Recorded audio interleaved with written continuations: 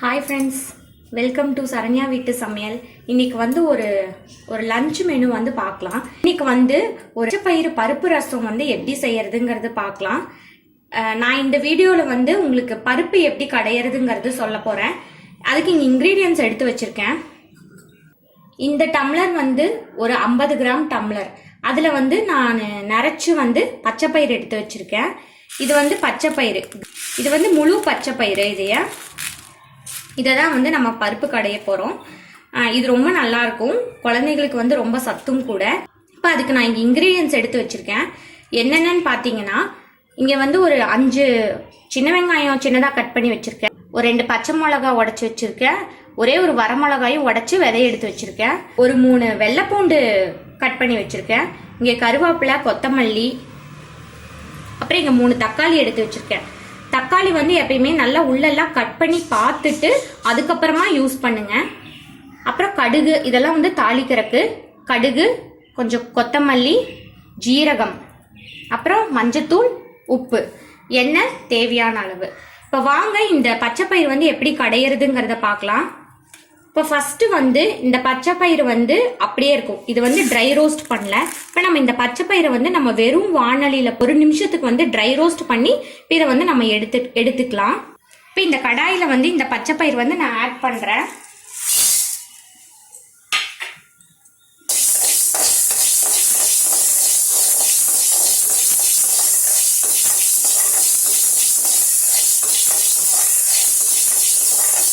இப்போ வந்து நான் இந்த பச்சை பயிறு வந்து நல்லா ஒரு 2 நிமிஷம் வந்து நல்லா வறுத்துட்டேன். இதை வறுக்கும் போதே கொஞ்சம் வாசம் வரும். அந்த வாசம் வர அளவுக்கு வறுத்துட்டு எடுத்துருங்க. இப்போ இதை வந்து ஒரு குக்கரில் போட்டு நம்ம இதை வந்து கழுவிக்கலாம். இப்போ நான் இந்த பச்சை பயிரை வந்து நல்லா கழுவிட்டேன். இப்போ நான் இங்கே தண்ணி எடுத்து வச்சுருக்கேன். இந்த தண்ணி வந்து கொஞ்சம் ஊற்றிக்கலாம்.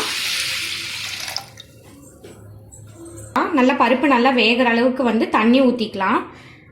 இப்போ வந்து இங்கே எடுத்து வச்சிருக்க இந்த மஞ்சத்தூள் வந்து ஆட் பண்ணிக்கலாம். ஒரு 1/4 ஸ்பூன் மஞ்சத்தூள் ஆட் பண்ணிக்கலாம். அப்புறம் கொஞ்சம் விளக்கெண்ணெய் ஆட் பண்ணிக்கலாம். இந்த தக்காளியும் நம்ம இதில் ஆட் பண்ணிக்க போகிறோம். தக்காளி வந்து கட் பண்ணி ஆட் பண்ணிக்கோங்க. இப்போ இதை வந்து நல்லா ஒரு 4-5 சத்தத்துக்கு பருப்பு வந்து நல்லா சாஃப்டாக மலர வேகிற அளவுக்கு இதை வேக வச்சு எடுத்துக்கணும். ஒரு 5 விசில் விட்டு எடுத்துக்க போகிறேன். இப்போ பச்சை பயிறு வேக வச்சது வந்து ஸ்டீம் அடங்கிருச்சு.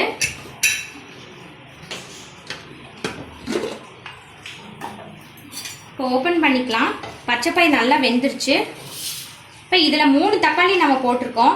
இதுலேருந்து 2 தக்காளி வந்து எடுத்தால் போதும். ஒரு தக்காளி வந்து பருப்புக்கு வேணும்.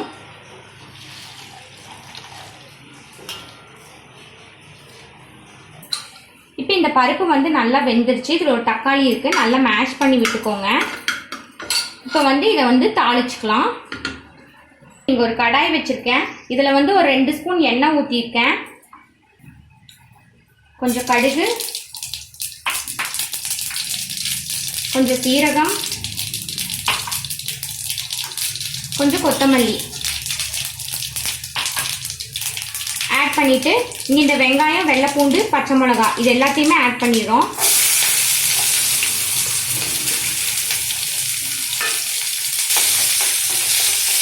எல்லாம் ஆட் பண்ணி நல்லா ஒரு வதக்கி விட்டுக்கோங்க.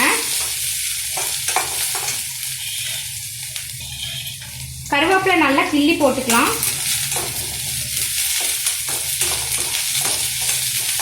இது நல்லா ஒரு கோல்டன் ப்ரௌன் கலர் வரணும். இப்போ இந்த வெங்காயம், வெள்ளைப்பூண்டு, பச்சை மிளகாய் இதெல்லாம் நல்லா வணங்கிருச்சு. இப்போ இந்த ஸ்டேஜில் வந்து இந்த வணக்கினதை வந்து நம்ம இந்த பருப்பில் ஆட் பண்ணிக்க போகிறோம்.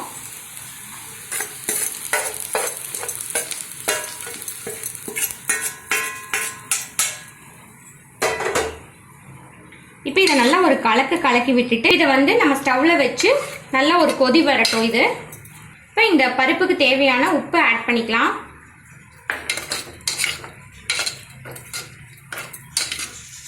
நல்லா கலக்கி விட்டுக்கோங்க.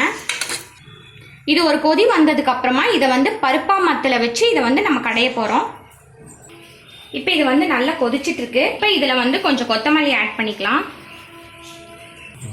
இப்போ இந்த பருப்பை வந்து நம்ம எப்படி கடைய போகிறோம்னா, மிக்சிலெல்லாம் போடக்கூடாது. மிக்சியில் போட்டால் டேஸ்ட் இருக்காது. நல்லா இந்த பருப்பா மத்து வச்சு தான் வந்து கடைய போகிறோம். இந்த பருப்பா மத்துக்கு ஒரு பெரிய ஹிஸ்ட்ரியே இருக்குது. இது கிட்டத்தட்ட ஒரு 8 இயர்ஸ் பக்கம் ஆயிடுச்சு இந்த மாதிரி பருப்பா மத்து. பிகினர்ஸ் வந்து கொஞ்சம் பார்த்து செய்யுங்க. இது கொஞ்சம் சூடாக இருக்கும். நல்லா ஒரு 2 துணி வந்து வச்சுக்கோங்க. வச்சுட்டு நல்லா இந்த துணியோடு சேர்த்து அந்த எந்த பாத்திரத்தில் கடைவீங்களோ அது நல்லா கனமாக பிடிச்சிக்கோங்க. பிடிச்சிட்டு இந்த பருப்பா மத்து வச்சு இப்போ இப்படி வந்து இதை கடையுங்க. இப்போ இப்படி கடைஞ்சி விடும்போது அந்த பச்சை மிளகா வரமிளகா அதனுடைய காரமெல்லாம் வந்து இந்த பருப்பில் வந்து நல்லா இறங்கும். இப்போ இந்த பருப்பு கடைஞ்சாச்சு. கடைசியாக கொஞ்சம் கொத்தமல்லி ஆட் பண்ணிக்கலாம். இப்போ இந்த பருப்பு கடையல் வந்து நல்லா ரெடி ஆயிடுச்சு. இது நீங்கள் இந்த மாதிரி மெத்தடில் நீங்கள் செஞ்சு பார்த்துட்டு ட்ரை பண்ணிவிட்டு எப்படி இருக்குன்னு உங்கள் ஃபீட்பேக்ஸ் கமெண்ட்ஸ் எனக்கு சொல்லுங்கள். என் சேனலை சப்ஸ்கிரைப் பண்ணிக்கோங்க.